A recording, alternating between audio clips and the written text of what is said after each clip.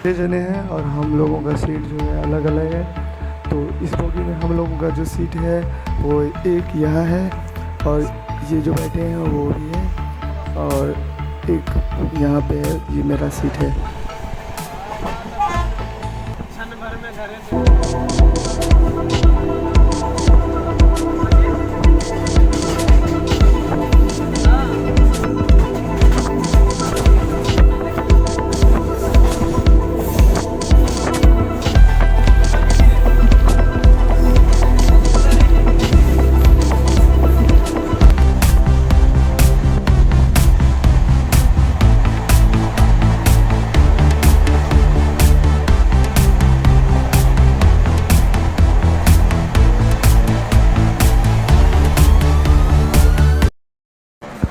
यार ये बस 30 रुपये में दे रहा है और सफिशिएंट है खाने के लिए, नाश्ता के लिए सफिशिएंट है।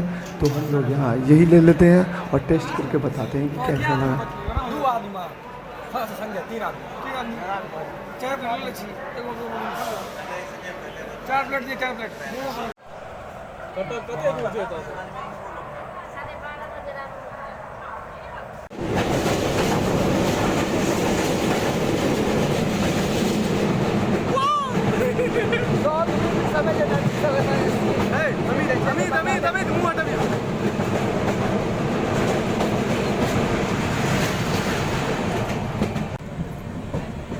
पूरी जंक्शन पे पहुँच चुके हैं।